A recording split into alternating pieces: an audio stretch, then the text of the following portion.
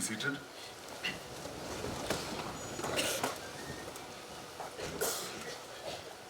I'll request the headmaster, Mr. Ratcliffe, to read to us from the Bible.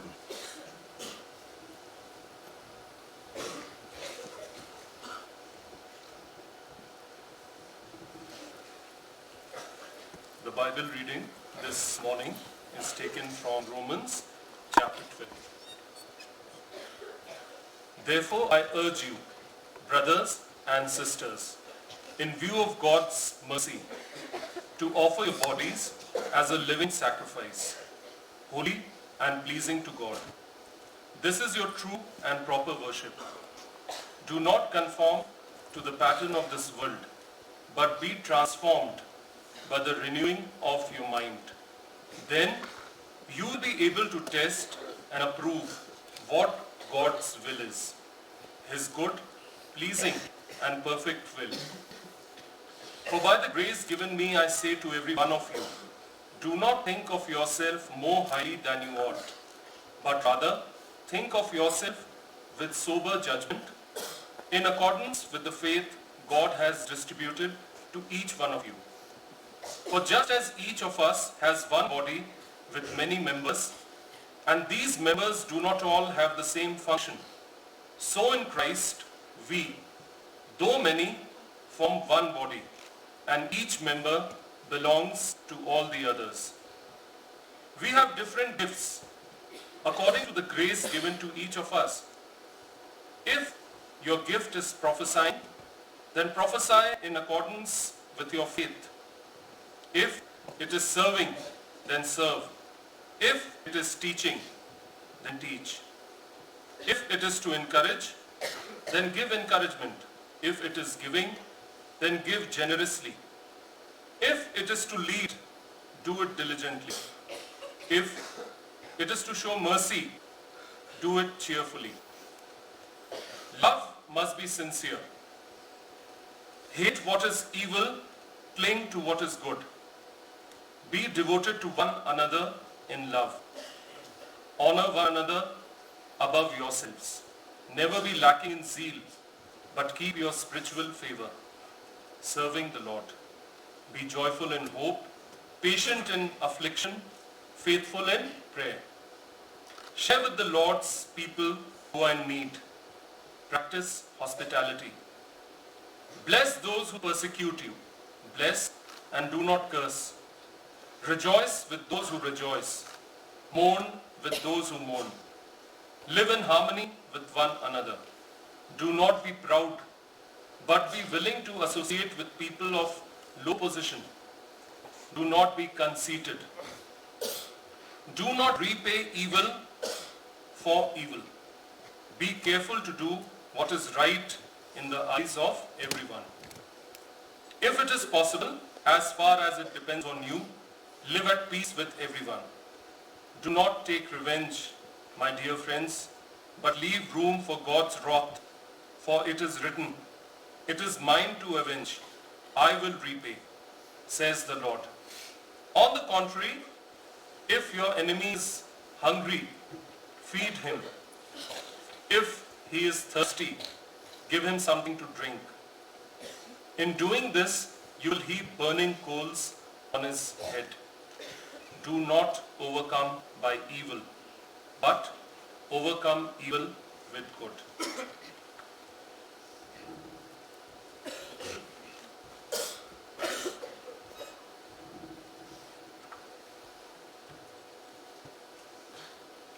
Thank you, Mr. Ratcliffe.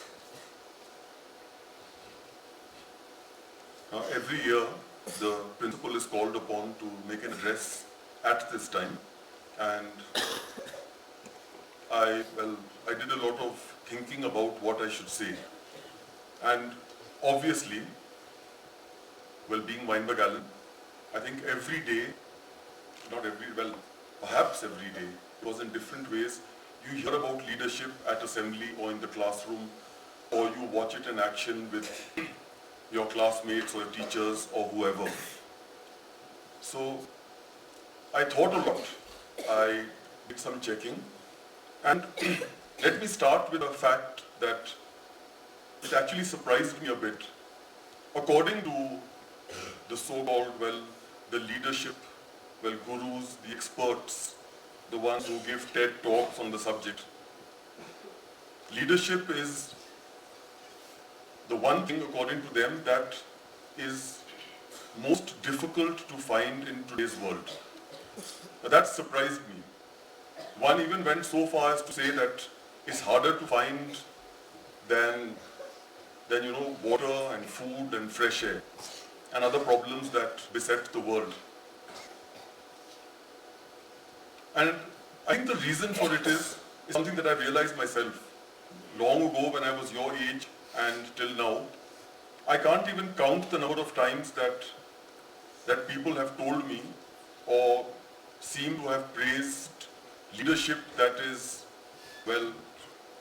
aggressive or loud. People till today still insist that it's all about authority, it's all about managing, it's all about having control. It's about that kind of personality that everybody else shivers in front of. But right through history, and I've got an example that I hope I won't forget. I haven't got any notes with me. I hope I don't forget this example. One fascinating example at least. Right through history, people have realized, some people have realized, that it's not about all the things that I mentioned. It's about leadership, not managing. So I've got what I hope is a suitable length, not very long, quite short, a summary. I've got a summary in my mind that I wanted to put before you again. To the captains and prefects, especially, of course. It's their day and it is them that I am basically addressing, but also to the rest of you who may choose to listen. And I hope there are many of you who one day aspire to be leaders.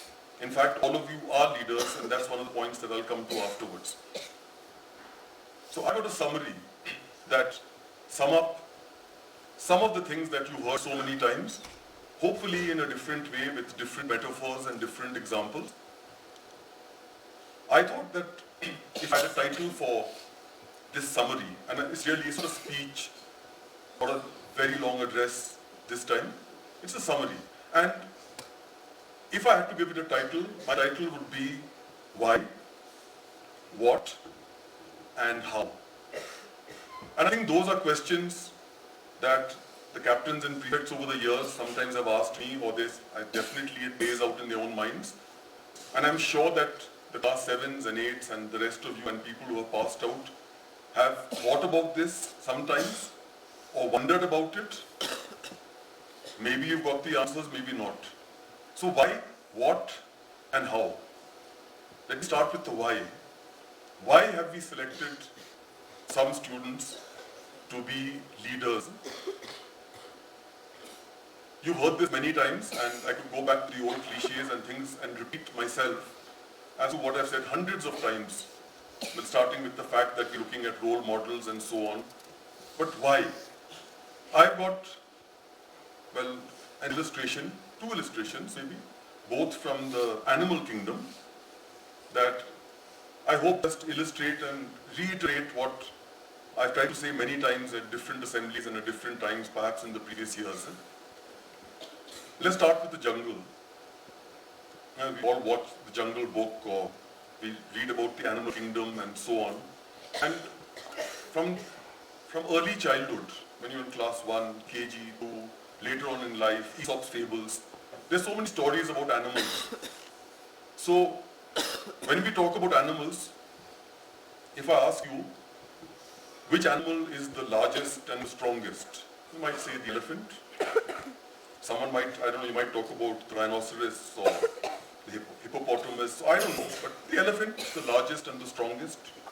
We say the fox is the wisest,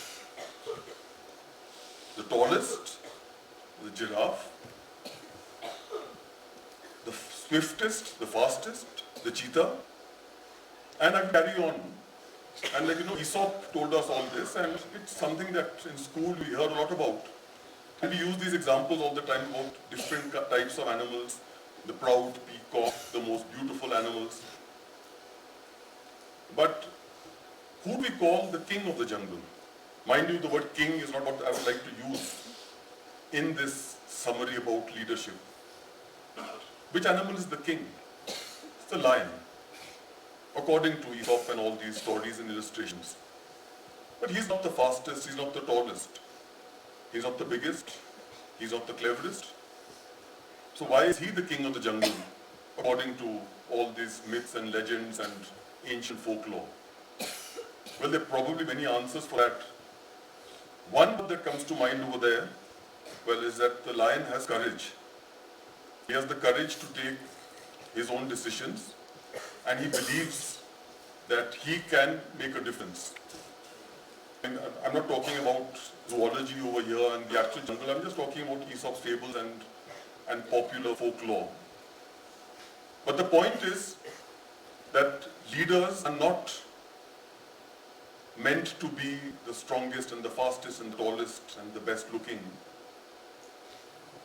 They are meant to lead, which sounds like quite the obvious statement, but they're just meant to be a leader.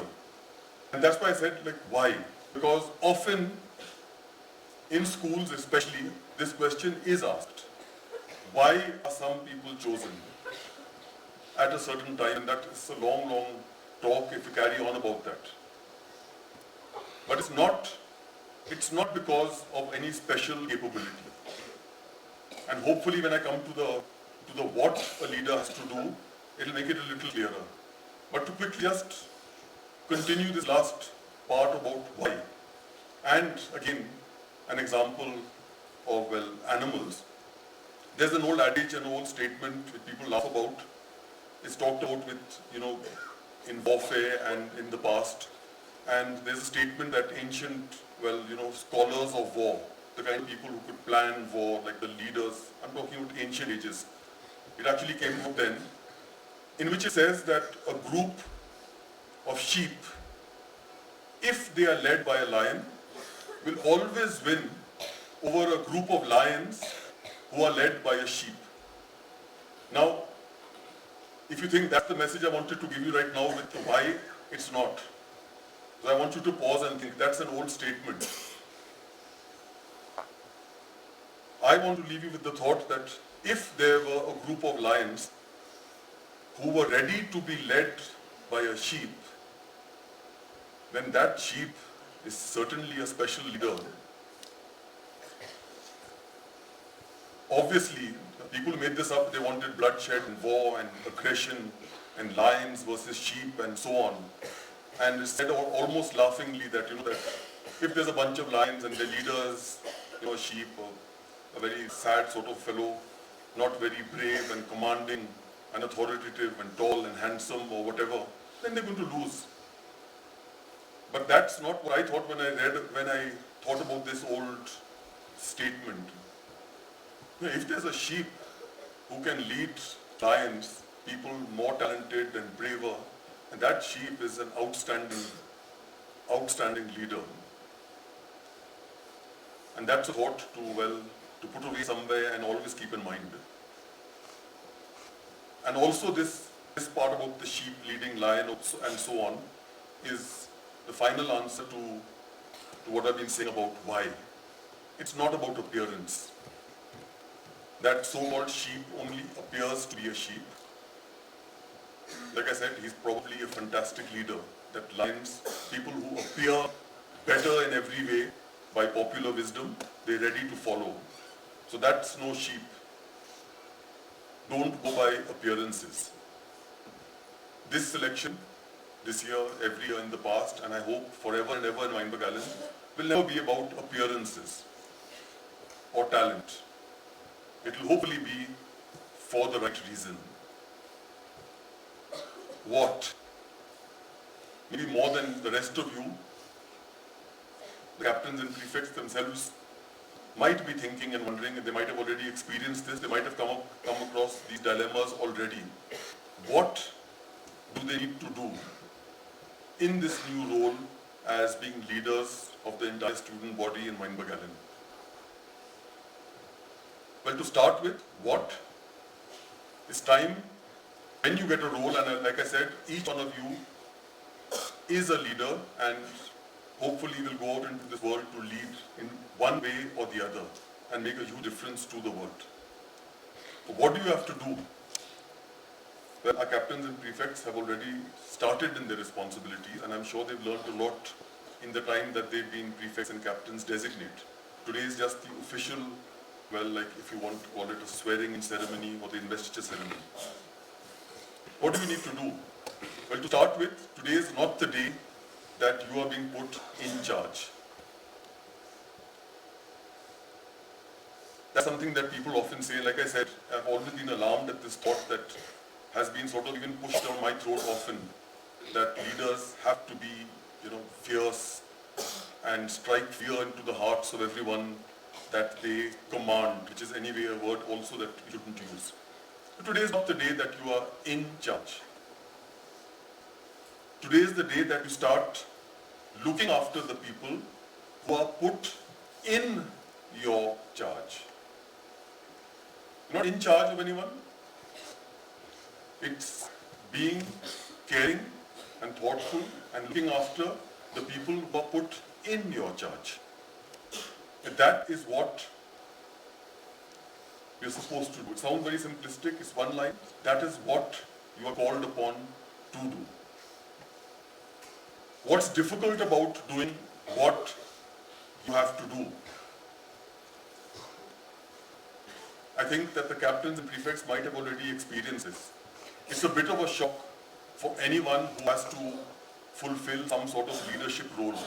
It just might be a sporting team, or it might have to be a director of a play, or whatever, any leadership role at all.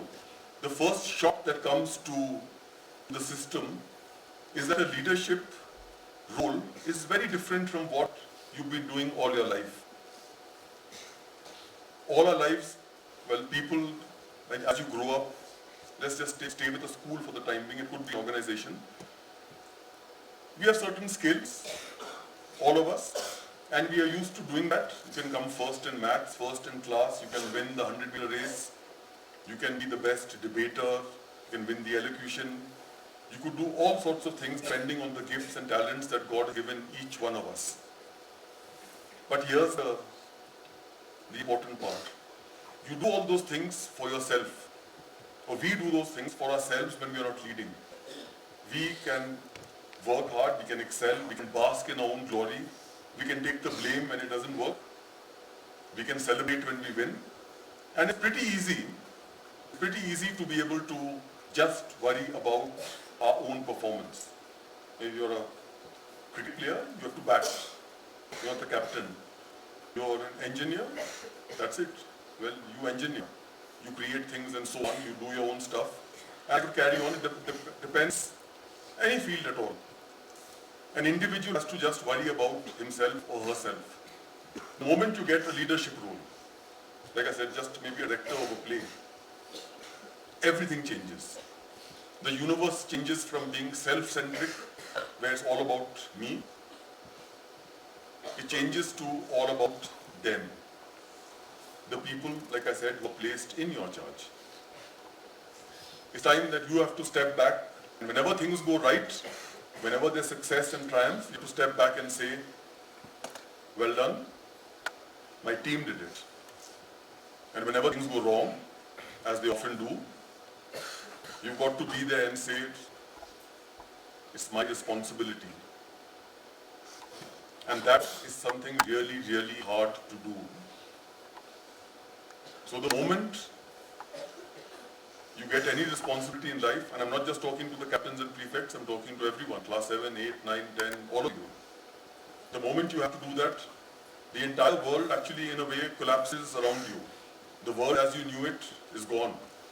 And there's a new world order. No more being self-centric. It becomes all about the team. Their welfare, their happiness, their success. It's all about them. So that is what you're supposed to be doing, or what you are expected to do when you take up these new roles in your lives. And finally, how? I'm often asked this question, well, how do I do this? How do I achieve what I am expected to. The expectations from the staff and parents and family and the world, and not just in school. This is a very small little area, and it's the first starting step. Later on in life, how do you lead? And like I said again, I'm repeating this purposely, again and again, each one of you is called upon and will be a leader in the world. How do you do that? I started by saying that appearance is not the criteria, outward appearance or anything else, and the Bible is full of stories of David and Goliath and people mocking David, but I won't go into that just now. That's not the example that I've chosen for today. I just flip that on his head and say how. Everyone over here, without a doubt, has heard of Usain Bolt. What if I were to say to you that Usain Bolt excels in leadership? I wonder if any of you who are listening are thinking like, well, never heard that before. Never heard about Usain Bolt giving motivational speeches or like making people follow him or doing anything that the conventional leadership demands. Never heard any speeches and so on. Probably most people will say what I think also, that what does he do? He runs fast. He runs faster than anyone else. So what's that got to do with leadership? What's his leadership role? Well, I put it to you that Usain Bolt's leadership role isn't that he runs faster than the rest of the world. It isn't that he works harder than the competition. It isn't that obviously God blessed him with certain abilities that perhaps no one else in the world has been blessed with. His leadership role is that he makes the people running with him run faster. As simple as that. Sometimes it doesn't need a fiery speech. Sometimes it doesn't need shouting or lectures or motivational talks. Sometimes it doesn't even really, you can call it an example, it doesn't even really need that word that we use often, that set an example. Usain Bolt runs. He makes the people with him run faster. And that's what a leader has to do. So how? You do the right thing, you do as well as you can. That's why you've been selected. Make the rest of people in your charge, the one that you are entrusted to care for, not order, make them run faster along with you.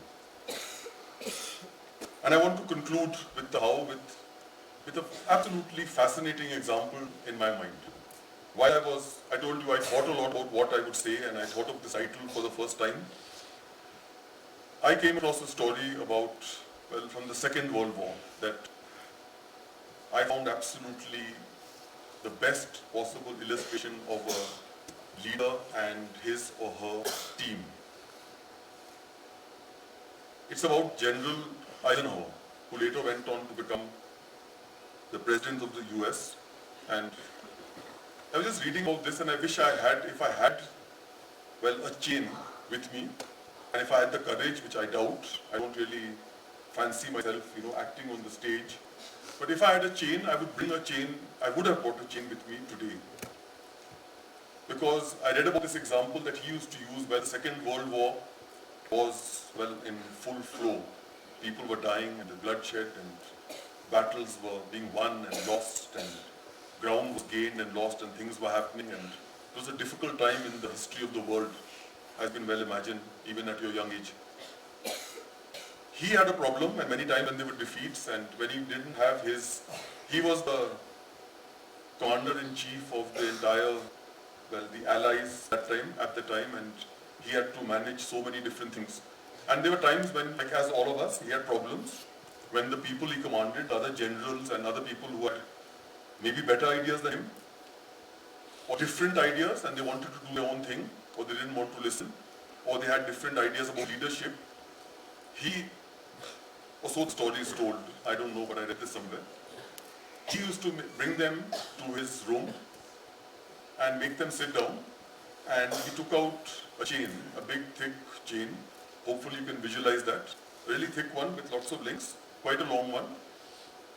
And he used to put it in a pile on the big table, the conference table between them, and tell his generals that you're leading an entire force and they need to do what you want to do. And you are not actually succeeding in what you're doing. So he used to tell them that this chain represents the entire, the people under your command. In our case, it definitely, it represents the entire school. We keep talking about this anyway, as a Wynberg-Allen family. We're bound together as a chain, and the links, each one of us is a link in the chain. And obviously the role of a leader is to take the organization, the chain, places. Take it in the right direction. Take it, like our school motto says, higher, ever upward. Steer it in the right path and make sure that it reaches its goal. Well, sometimes it doesn't, so General Eisenhower told his generals to tell them, ask one of them to volunteer maybe, and said, please step up to the table, and there's this chain lying here in a big pile. You have to take this mass of people in the right direction, so push it across the table and tell me what happens. In fact, he even asked the other generals, before this one person pushes it, what do you think will happen? I don't have a chain right now, but I wonder in your minds, if you think about it, what do you think will happen if a chain that's lying on a table is pushed from the back? Which direction will it go in? Well, this is not a question and answer session, but I can tell you that as the story goes, General Eisenhower got lots of different answers. People said it would move this way and that way and it will do something else, and or it will collapse, and all sorts of different answers, and none of them were the right one. Because the right answer to where will that chain move if someone pushes it is that nobody knows. Now think about it. You push a chain from the back, hold it from the back and push it. Do you have any idea where it's going to go? It will move, with a mind of its own. It could go in any direction. And then he said after that, after he pointed that out, he said, well, please step up in front again. This time don't push the chain. Hold it by one end and pull it. You go where you want that chain to go and see if it follows or not.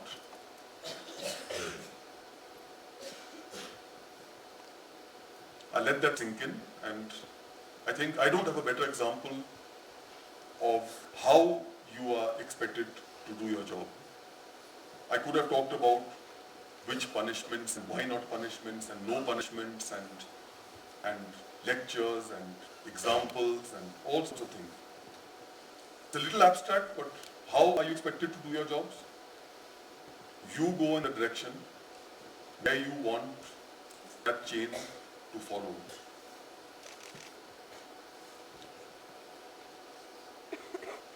Like I said in the beginning, many people say that leadership is hard to find. I think in Wynberg-Allen we are fortunate that we have our view.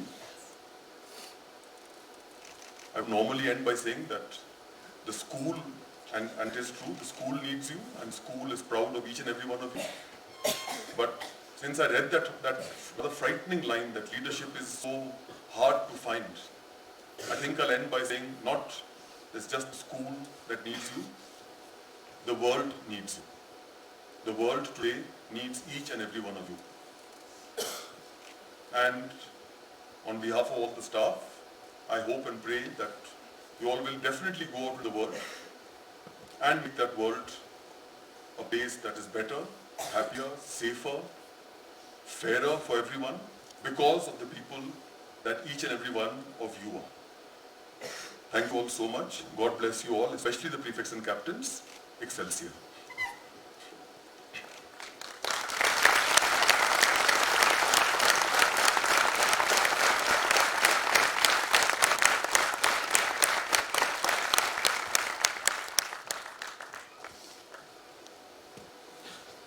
Well, moving on to perhaps what is the business end of this entire ceremony, not just an address from the principal.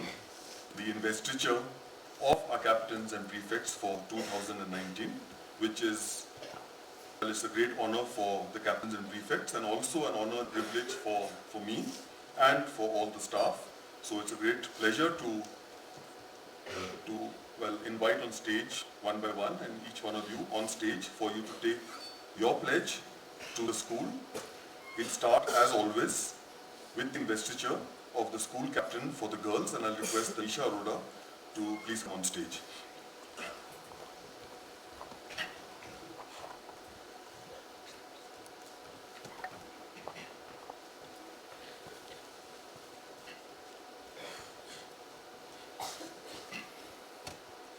In the name of your head, your staff and your school, I confer on you, Tanisha Arora, the special honor and office of captain. I charge you to carry out your responsibilities as God shall give you wisdom and courage, showing neither fear nor favor toward any, but with sincerity and high purpose. During your year of responsibility, may you know the help of God and the cooperation of those you govern and serve. Will you, God giving you help, promise loyalty to your staff and your school, remembering that where choice of loyalty is necessary, your first loyalty must be given to your principal and staff. Will you therefore promise this loyalty, knowing that in this office, though there is separation and responsibility, yet there is honor, opportunity, and the privilege of a great service? In the name of God and of our school, I promise so to serve.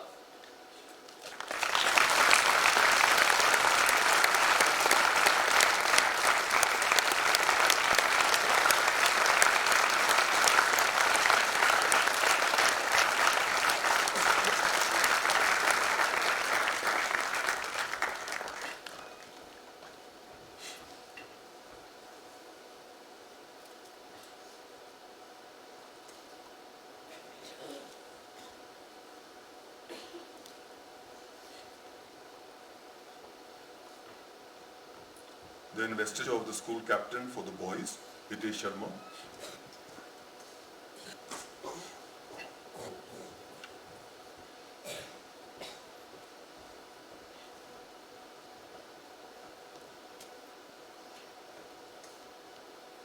In the name of your head, your staff and your school, I confer on you, Hitesh Sharma, the special honor and office of captain. I charge you to carry out your responsibilities as God shall give you wisdom and courage, showing neither fear nor favor toward any, but with sincerity and high purpose. During your year of responsibility, may you know the help of God and the cooperation of those you govern and serve. Will you, God giving you help, promise loyalty to your staff and your school, remembering that where a choice of loyalty is necessary, your first loyalty must be given to your principal and staff. Will you therefore promise this loyalty, knowing that in this office, though there is separation and responsibility, yet there is honor, opportunity, and the privilege of a great service? In the name of God and of our school, I promise so to serve.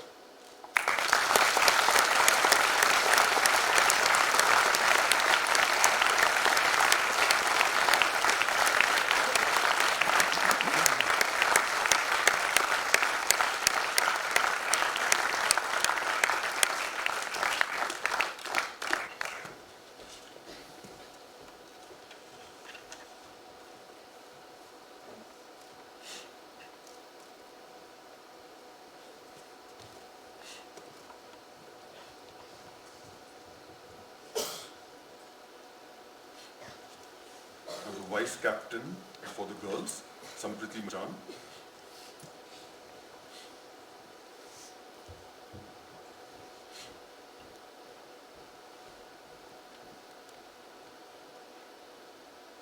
In the name of your head, your staff and your school, I confer on you, Sampriti Machan, the special honor and office of vice captain.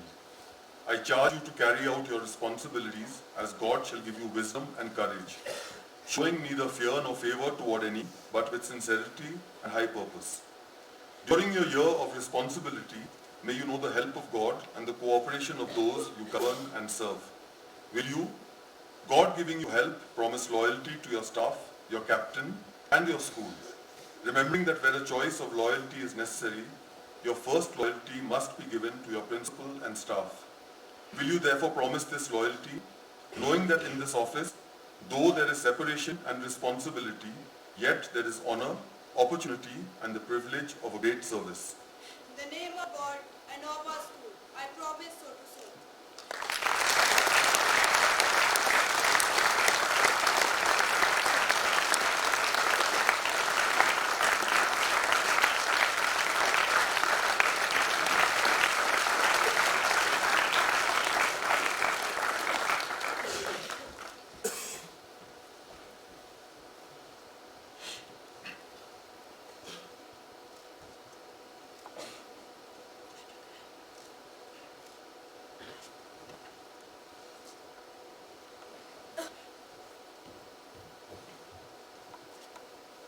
The Vice Captain for the boys, Tenzing Kunsal.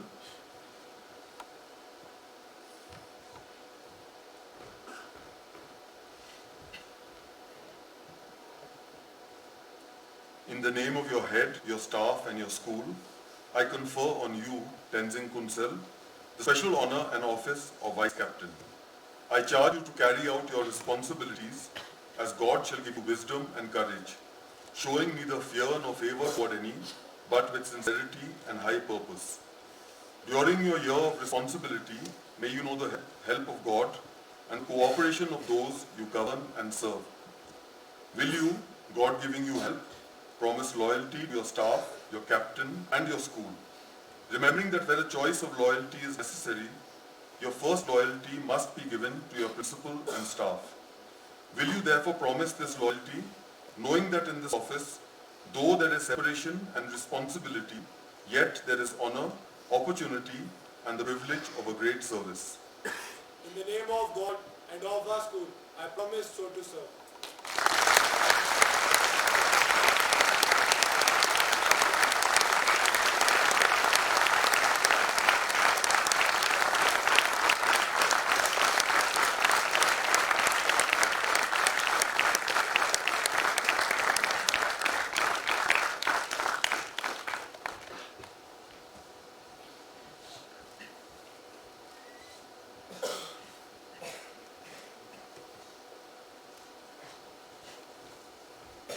Before continuing with the investiture for the prefects for the girls and then the boys, we have a special song from a choir, Believing in Me.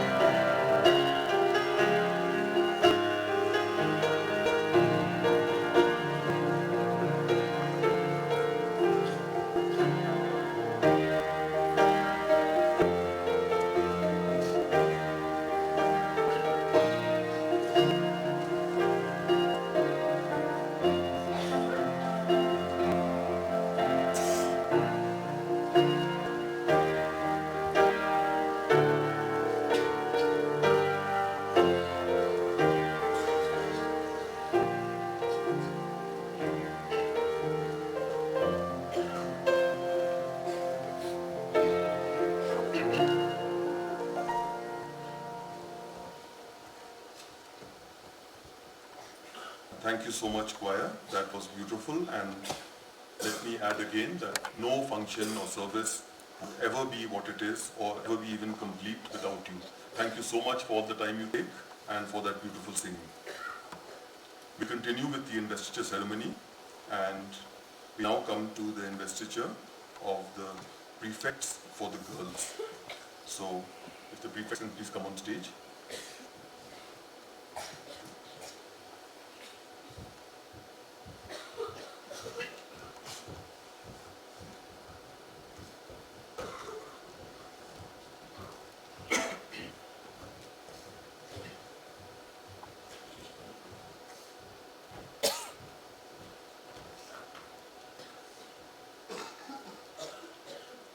In the name of your head, your staff and your school, I confer on you Ishika Chaudhary, Vrinda Garg, Snigdha Agarwal, Merin Kuyan, Shreya Kakkar, Sia Singh, Zaila Nath, Riya Singh, Vidushi Tandon, Sania Gujral, Ushoshi Jumdar, Swasti Dawar, Yukta Kumari, and Shrishti Negi, the special honor and office of Prefect.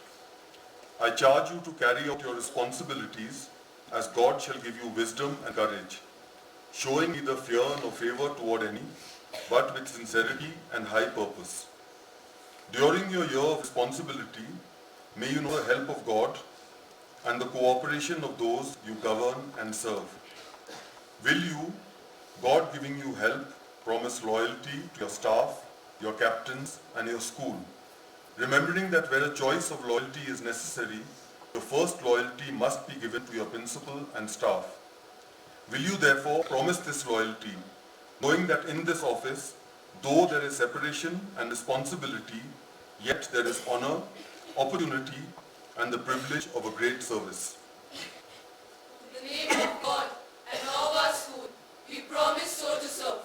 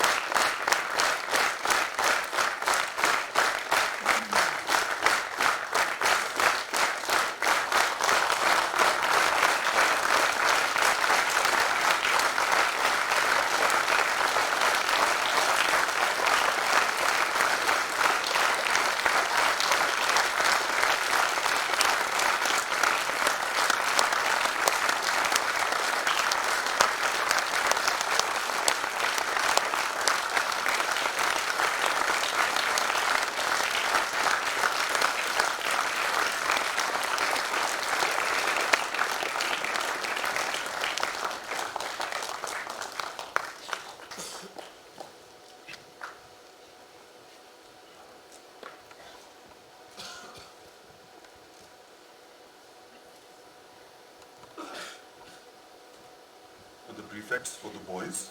Please come on stage.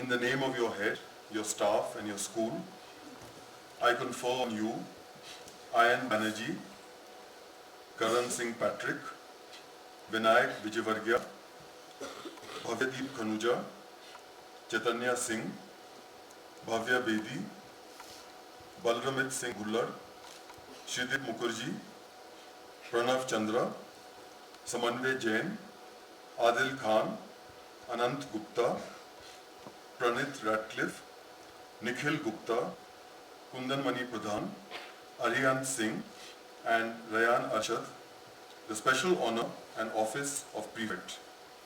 I charge you to carry out your responsibilities as God shall give you wisdom and courage, showing neither fear nor favor toward any, but with sincerity and high purpose. During your year of responsibility, may you know the help of God and the cooperation of those you govern and serve. Will you, God giving you help, promise loyalty to your staff, your captains and your school, remembering that where a choice of loyalty is necessary, your first loyalty must be given to your principal and staff. Will you therefore promise this loyalty, knowing that in this office, though there is separation and responsibility, yet there is honor, opportunity and the privilege of a great service? In the name of God and of our school, we promise so to serve.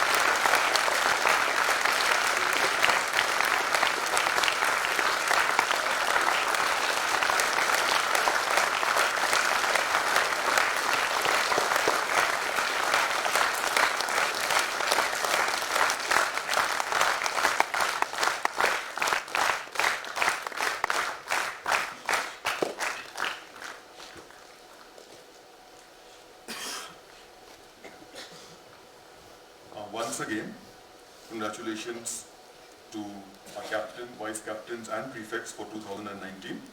We are really privileged to have you, and we look forward to a wonderful year with you all taking the school ever upward and higher. May God give you the strength and wisdom to fulfill your roles to the best of your abilities and make your school, your parents and everyone else around over here proud. Congratulations once again, God bless you all, and go forth and do well. Please stand for the school song and national anthem.